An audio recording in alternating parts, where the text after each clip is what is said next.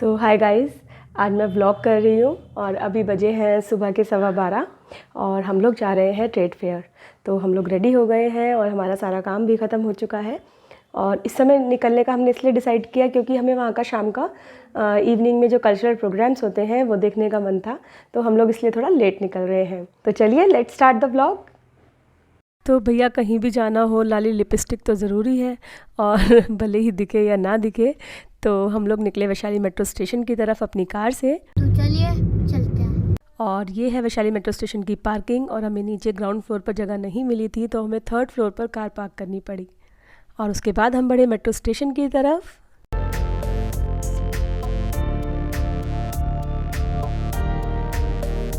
तो thankfully metro में ज़्यादा रश नहीं था और ज़्यादातर सभी लोगों ने मास्क पहने हुए थे। और हमें उतरना था प्रगति मैदान मेट्रो स्टेशन, जिसका नाम अब हो गया है supreme court metro station. Pragati Maidan gate number 10 के लिए हमें एग्ज़िट करना था मेट्रो स्टेशन के गेट नंबर 3 से। और यहाँ पर शूटिंग करना अलाउड नहीं था तो मैं शूट नहीं कर पाई ठीक से। और हम लोगों ने यहाँ से एग्ज़िट किया और फिर हम पहुँचे प्रगति मैदान। तो हम लोगों ने पहले से ही ऑनलाइन टिकट्स बुक किए हुए थे बुक माई शो के थ्रू, जिससे कि वहाँ पर काफ़ी आसानी हुई। और प्रगति मैदान मेट्रो स्टेशन यानी कि सुप्रीम कोर्ट मेट्रो स्टेशन पर टिकट्स नहीं अवेलेबल थे। तो जब भी आप लोग जाएं पहले से ऑनलाइन टिकट्स बुक करके जाएं। और टिकट्स के रेट आपको यहाँ पर मैं स्क्रीन पर डाल दूँगी। तो उसके बाद जगह जगह पर इस तरीके के होर्डिंग्स लगे हुए थे जहाँ पर हॉल वाइज पूरी डिटेल्स लिखी हुई थी कि कौन से हॉल में आपको क्या देखने को मिलेगा। तो सबसे पहली वियर्ड चीज़ जो हमारे साथ हुई वो ये है कि मैंने यहाँ से एक कोल्ड ड्रिंक की बॉटल खरीदी और ये 40 रुपीज़ वाली बॉटल है, जो इन महाशय ने हमें 50 रुपीज़ की दी और बोला कि हमें यहाँ पर रेंट भी देना पड़ता है। जबकि अंदर जब हम पहुँचे, जैसे ये वाला स्टॉल जो दिख रहा है आपको, यहाँ पर ये प्रिंट रेट पर ही अवेलेबल थी। तो ये बहुत ही बैड एक्सपीरियंस था और केयरफुल रहिए अगर आप वहाँ पर जा रहे हैं, वहाँ पर लूटने के चांसेस बहुत ज़्यादा हैं। तो नेक्स्ट हम पहुँचे सरस हॉल में और ये मैं पहले से नोट करके लेकर के गई थी क्योंकि मुझे बेडशीट्स लेनी थी और मैं पहले भी वहाँ से बेडशीट लेकर आई हूँ।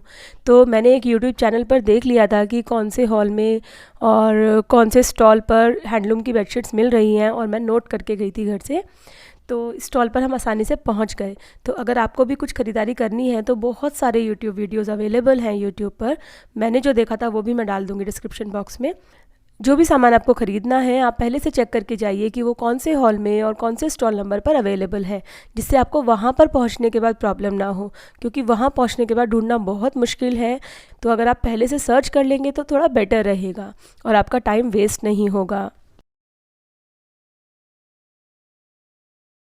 तो ये जो बेडशीट्स हैं ये प्योर कॉटन की खादी की बेडशीट्स हैं और मैं 2 साल पहले भी ये बेडशीट वहाँ से लेकर आई थी। तो मेरा एक्सपीरियंस बहुत अच्छा रहा। बेडशीट बिल्कुल भी श्रिंक नहीं हुई है, कलर ब्लीड नहीं किया है और एकदम फेड भी नहीं हुई है। तो जब हम बेड पर इनको बिछाते हैं तो ये एकदम इंटैक्ट रहती हैं, बिल्कुल भी सिकुड़ती नहीं है। तो मैं सोच कर गई थी कम से कम मुझे 4-5 बेडशीट लेनी है। तो मैंने टोटल वहाँ से 4 बेडशीट ली और थोड़ा बार्गेन करने के बाद उन्होंने मुझे रेट भी कम किए। 650 की एक बेडशीट उन्होंने मुझे बोली थी। तो जब मैंने उनसे बोला कि मुझे 4 बेडशीट लेनी है तो वो मुझे 500 की देने के लिए तैयार हो गए। और घर लाने के बाद भी ये बेडशीट्स काफ़ी अच्छी लगी। और उसके बाद हम पहुँचे साड़ी के स्टॉल पर। तो ये साउथ इंडियन साड़ीज़ का स्टॉल था जहाँ पर सिर्फ ऑफ वाइट और गोल्डन कॉम्बिनेशन में साड़ीज़ थी और थोड़ा बहुत रेड या मरून कलर भी साड़ियों में लगा हुआ था। तो मुझे लेनी थी ऑफ वाइट और गोल्डन कलर में साड़ी। तो मैंने एक साड़ी पसंद की और ज़्यादा बार्गेन नहीं किया इन भैया ने और थोड़ा बहुत बार्गेन करने के बाद इन्होंने मुझे लगभग 100 रुपीज़ एक साड़ी पे कम किए और मैंने सिर्फ एक साड़ी ली, ये वाली। तो काफ़ी सुंदर साड़ी थी, बहुत अच्छी थी, मैं काफ़ी दिन से ढूंढ रही थी। तो फाइनली मुझे वो यहाँ पर मिल गई। और उसके बाद हमने थोड़ा बहुत इधर उधर विंडो शॉपिंग किया, थोड़ा बहुत घूमे, थोड़ा बहुत देखा। और हाँ, ये वुडन वाली शॉप थी, यहाँ पर बहुत ही अच्छी क्वालिटी के स्पैचुला और बेलन वगैरह सब कुछ मिल रहा था। तो मैंने कुछ वुडन चीज़ें ख़रीदी यहाँ से और बहुत अच्छी क्वालिटी थी उन सभी चीज़ों की। और उसके बाद ये सब हैंडीक्राफ्ट की शॉप्स थी सरस में ही। रेट्स भी इनके ठीक थे, बहुत ऐसे कुछ बहुत ज़्यादा भी नहीं थे, ठीक थे। और काफ़ी अच्छा लगा वहाँ पर घूमना, बहुत ही सुंदर चीज़ें देखने को मिली। लेकिन मैंने मन बनाया हुआ था कि मुझे इम्पल्सिव शॉपिंग बिल्कुल नहीं करनी है इस बार। तो मैं लिस्ट बनाकर ले गई थी कि मुझे सिर्फ ये और ये चीज़ लेनी है, और मैंने वही किया। मैंने एक भी चीज़ इसलिए नहीं ख़रीदी क्योंकि वो मुझे पसंद आ गई थी, लेकिन मुझे उसकी ज़रूरत नहीं थी। तो जब भी आप ऐसी जगह पर जाएं जहाँ पर आपको ख़तरा है कि आप बहुत ज़्यादा पैसे खर्च करके आ सकते हैं, तो एक बजट डिसाइड करके घर से जाइएगा, जिससे कि आप अपने फालतू पैसे ना खर्च कर दें और कुछ फालतू चीज़ें घर पर उठा कर ना ले आएँ। तो बहुत ही अच्छा तरीका है, अपना बजट डिसाइड कीजिए और एक लिस्ट तैयार कीजिए कि आपको क्या क्या लेना है।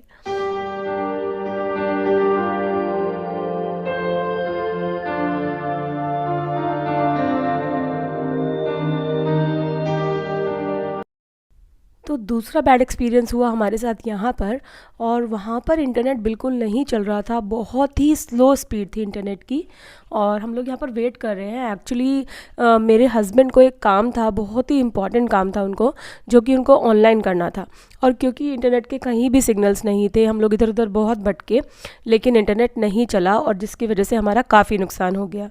तो जब हम डिजिटल इंडिया की बात करते हैं, हम ऑनलाइन पेमेंट की बात करते हैं, हम पेटीएम की बात करते हैं, तो इंटरनेट तो चलना चाहिए ना ऐसी प्लेसेस पर। मैंने देखा लोगों को वहाँ पर कि लोग बड़ा परेशान थे कि पेटीएम नहीं कर पा रहे हैं क्योंकि नेट नहीं चल रहा है। इवन शॉपकीपर्स भी कह रहे थे कि यहाँ पर नेट का बड़ा प्रॉब्लम है। अब जब हम डिपेंडेंट हैं इंटरनेट के बहुत सारे कामों के लिए, और ट्रेड फेयर जैसी जगह पर, प्रगति मैदान जहाँ पर एक सबसे बड़ा ट्रेड फेयर लगता है इंडिया का, तो वहाँ पर इंटरनेट नहीं चल रहा है, वहाँ पर इंटरनेट का प्रॉब्लम है, तो ये तो बात मुझे बिल्कुल भी हजम नहीं हुई। और उस दिन मैंने भी एक वीडियो अपलोड किया था, मेरा एनिवर्सरी व्लॉग वाला वीडियो जो मंडे को आया था। तो मैं नहीं चेक कर पाई कि मेरी वीडियो का कैसा परफॉर्मेंस रहा।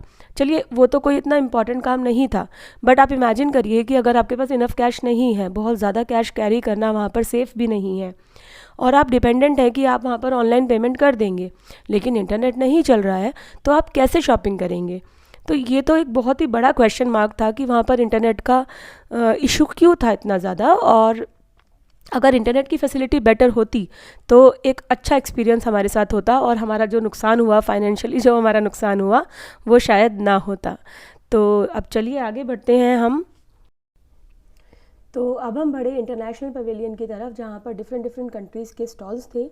और ये जो हॉल है, ये जो नया बना है वहाँ पर, वो वाला हॉल है, और इसमें सीलिंग पर लाइट्स जो लगी हुई थी वो बहुत सुंदर लग रही थी। ओवरऑल इसका जो लुक था वो बहुत ही प्यारा था, और क्योंकि एकदम नया था तो बहुत सुंदर लग रहा था। तो हम लोग यहाँ पर पहुँचे, और मेरे बेटे को बड़ा ही शौक़ था कि मुझे डिफरेंट कंट्रीज़ के स्टॉल्स देखने हैं, मुझे उनके लोगों से मिलना है, और उसके मन में बहुत सारे क्वेश्चन भी थे, क्या वो हिंदी बोल पाते हैं या फिर उनसे हमें उनकी लैंग्वेज में बात करनी पड़ती है। तो मैंने उनको वहाँ पर लोगों से मिलवाया और उन कंट्रीज़ के फ्लैग्स भी दिखवाए, तो वो काफ़ी खुश हो गया। और उसके बाद हम पहुँचे अफ़गानिस्तान के स्टॉल पर, क्योंकि मुझे वहाँ से कुछ ड्राई फ्रूट्स और केसर लेना था। तो ड्राई फ्रूट्स और केसर मैंने वहाँ से पहले भी ख़रीदे हैं। तो इस स्टॉल से मैंने केसर लिया, और केसर का रेट उन्होंने बोला था 300 रुपीज़ का 1 ग्राम। तो मैंने 3 ग्राम केसर लिया, क्योंकि मैं अपनी वीडियोस में, डिशेस में काफ़ी ज़्यादा केसर यूज़ करती हूँ। तो मैंने उनसे थोड़ा बार्गेन किया, तो उन्होंने मुझे 700 रुपीज़ का 3 ग्राम केसर दे दिया। और केसर की क्वालिटी यहाँ पर अच्छी होती है, आप एकदम विश्वास करके ले सकते हैं, एकदम ओरिजिनल केसर होता है। फिर हम आगे बढ़े, थोड़ा बहुत और घूमे, और उसके बाद जो नेक्स्ट चीज़ हमें ख़रीदनी थी वो थी कराची हलवा। तो हमसे जो एक गलती हो गई थी वो ये थी कि हमने कराची हलवे का हॉल नंबर नोट नहीं किया हुआ था, और मेरे बेटे ने जिद पकड़ी हुई थी कि उसको यहाँ से कराची हलवा ही लेकर जाना है। तो हमें कराची हलवा बहुत ढूंढना पड़ा, और उस सारे प्रोसेस में हम लोग काफ़ी थक गए। अभी आगे की क्लिप में दिखाती हूँ मैं आपको कि ये लोग कैसे रेस्ट कर रहे हैं।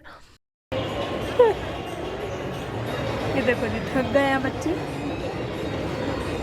ओ भाई मारो, मुझे मारो भाई। तो भाई, ढूंढने से तो भगवान भी मिल जाते हैं। ये तो कराची हलवा था, तो बहुत ढूंढने के बाद ये शॉप हमें मिल गई, जो हमने यूट्यूब पर एक वीडियो में देखी थी। और अगर आप वहाँ जाना चाहते हैं तो प्लीज़ यूट्यूब पर वीडियो देखिए, पहले से पसंद कर लीजिए आपको क्या ख़रीदना है, hall number, stall number note कर लीजिए, और उसके बाद वहाँ जाइए। नहीं तो पैर तुड़ाई ज़्यादा होगी और सामान आप लोग नहीं खरीद पाएंगे। तो ये पहुंच गए थे हम कराची हलवे के स्टॉल। तो यहाँ से हमने अपने बच्चे का मनपसंद हलवा ख़रीदा, और उसके बाद हमने कुछ चिप्स और नमकीनें वगैरह ली, और हमारा शॉपिंग का काम यहाँ पर ख़त्म हो चुका था। अब हमें जाना था कल्चरल प्रोग्राम को देखने। तो बाहर निकलते वक्त हमें एक ये शॉप मिली वायलिन और गिटार की, और यहाँ पर जो शॉपकीपर थे उन्होंने हमारे लिए बहुत ही अच्छा वायलिन प्ले किया। तो आपको उसकी एक झलक सुनवाती हूँ।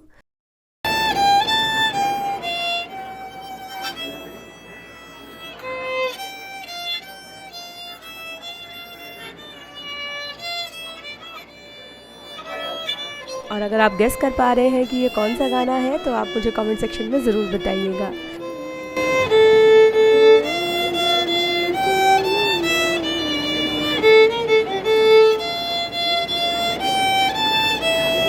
Very good. तो अब हमारी हालत वो थी कि पहले पेट पूजा और बाद में काम दूजा, और अब हमें बहुत ज़्यादा भूख लग चुकी थी।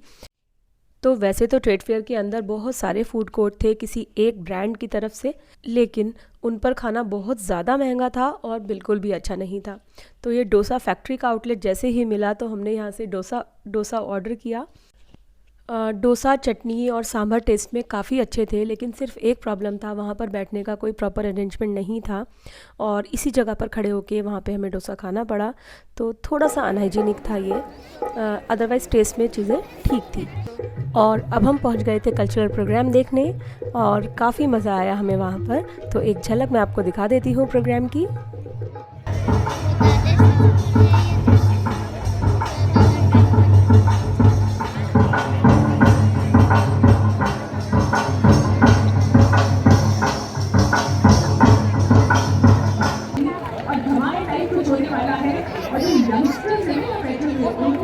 बहुत मजा आने वाला है। सो बी रेडी।